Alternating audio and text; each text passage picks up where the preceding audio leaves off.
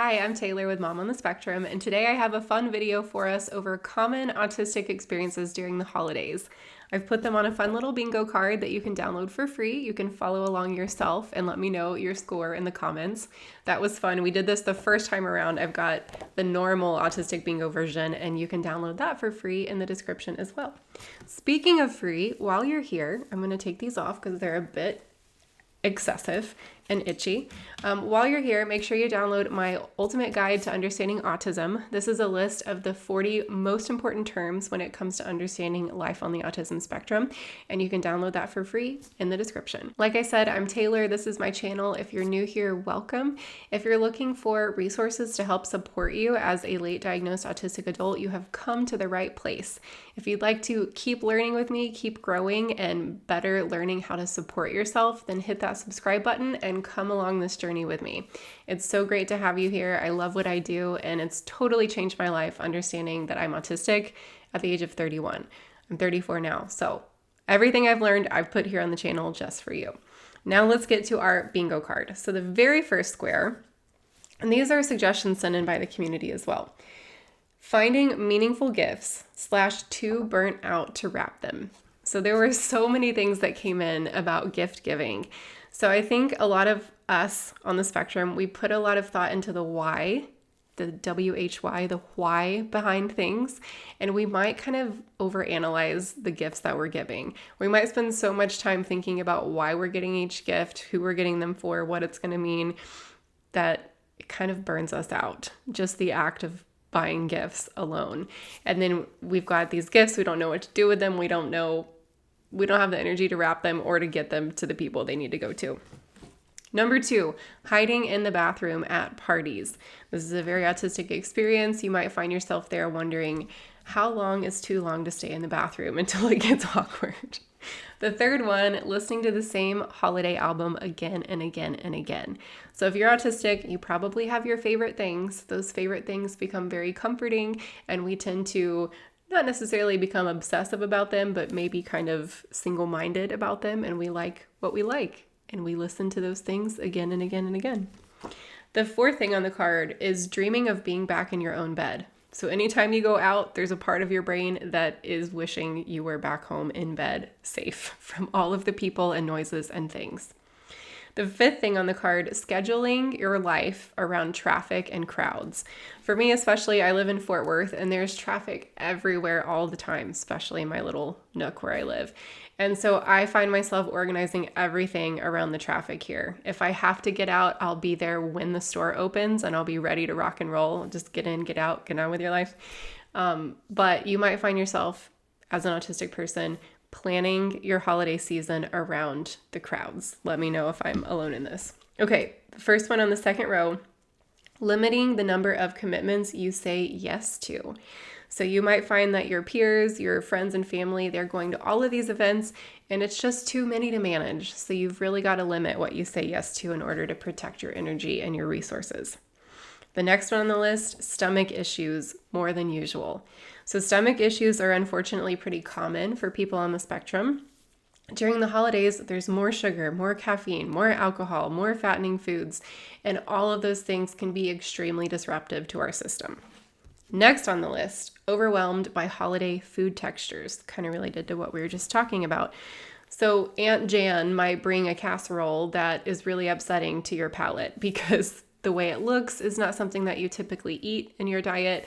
You might find that you have to kind of explain yourself why you're a picky eater or why you're not eating something. So definitely foods around the holidays. This was one of the biggest suggestions that came in when I asked for y'all's input on this card. The next one, won't leave the house without headphones. That one's self-explanatory. Everywhere you go, Christmas music, lights, people, crowds. Headphones are a necessity.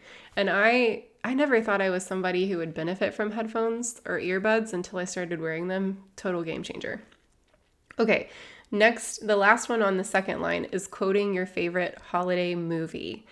This one is really common. If you've heard of scripting before, we do this in real life, not just holiday life, but all year round.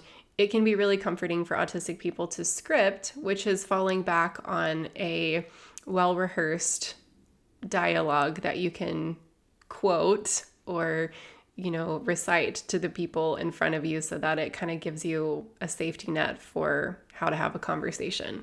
Hope that makes sense. Okay, the third line, the first one is living in comfy sweatpants, right? Even more so than usual during the holidays. Next one is overthinking gifts. That's kind of, so you kind of get a 2-for-1 here. It's kind of similar to the first one, just overthinking when to get them. Like for me, I'm like, I don't want to go out to the store and get them, so I'm going to try to order them online. But then what if they get here and it's not what I thought they were going to be? So it's just a lot of thinking about gifts. Next one, huge suggestion that came in, very common for people on the spectrum, not knowing how to react to a gift. So maybe you find that the act of opening presents is very overwhelming. You're not sure what to do with your face. Maybe you really like the gift and you want the other person to know that you like it, but you're not really sure how to communicate that. That can be very overwhelming.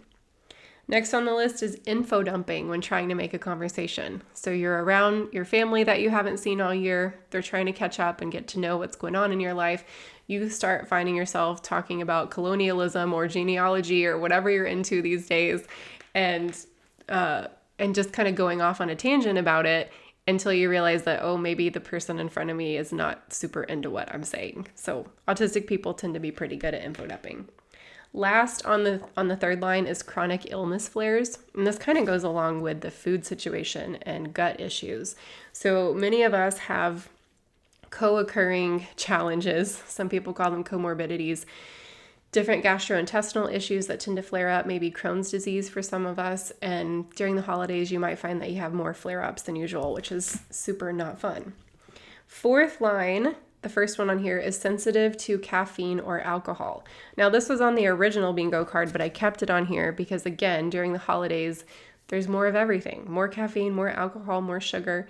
And not only was this an issue that was sent in, but also people were commenting on the fact that dealing with other people who are drinking can be really upsetting because it kind of changes people's personalities a little bit, and that gives us a totally different framework to try to understand in a social context. Next on the fourth line, overstimulated by decorations. Maybe the twinkle lights make your eyes feel funny. Some of us deal with seizures and kind of some epileptic issues. So decorations might seem really exciting for some people, but maybe they want to make you stay home more than usual. That's okay. Next on that fourth row is making it special for your kids at the expense of yourself. This is one that was sent in on Instagram that I can resonate with. I'm a mom. I have a 10-year-old and a 7-year-old. And all of our needs kind of compete with each other. Like sometimes what the kids need is not what's best for me. And that happens as a parent, but especially during the holidays when I want to stay in, when I want to be under my weighted blanket, when I want to be watching Christmas movies at home, sometimes I've got to give up that comfort to go out and kind of create a memory for the kids. And so that seems to be a common autistic experience for us autistic parents out there. Next on the list, not understanding family traditions. I don't know if you're like me, but some of my family has some traditions where I'm like, why are we still doing this? Nobody likes it. Nobody wants to go. Everybody's complaining about it the whole time.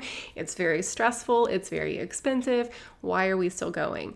And so there can be a lot of kind of tension and anxiety around these events. It's like we don't understand the why, and we feel like we might have to go through the motions just to appease other people. The last on the fourth line, spending time with pets at parties. So if you do go to social events, maybe the first thing you do is make a beeline for the dog and you sit in the corner with the dog, and that's your happy place. That's where you feel safe. And then on the last line here, the first one, sitting at the kids' table. So maybe you don't necessarily sit at the kids' table, but you find yourself more at home, feeling more safe with the kids or with younger people. Some people also say like the much older people they feel safe with as well. So sitting with people that aren't your age or feeling more comfortable with that type of conversation. Next one on the list, responding with a blank stare.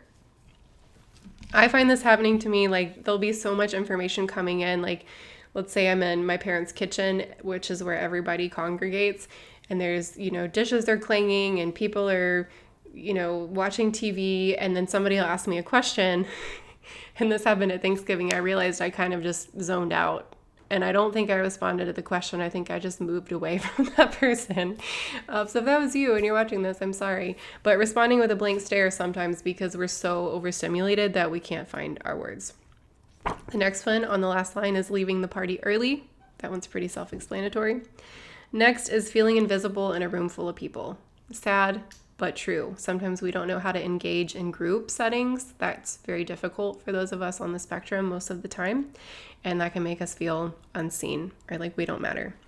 And then the last one, I love this one. This was sent in from Instagram. I don't want to go, but I want to go, which I think summarizes the autistic holiday experience so well. I don't want to go, but I want to go. So let me know in the comments what your score is. Again, don't forget to download my ultimate guide to understanding autism for free, link in the description. No matter where you find yourself falling on the bingo card with your own autistic holiday experiences, please remember that your holiday experience matters just as much as anyone else's. It's okay to say no. It's okay to do it your own way. It's okay to take the time you need to rest. So keep that in mind this holiday season, and I will see you in the next video. Thanks for watching. Bye.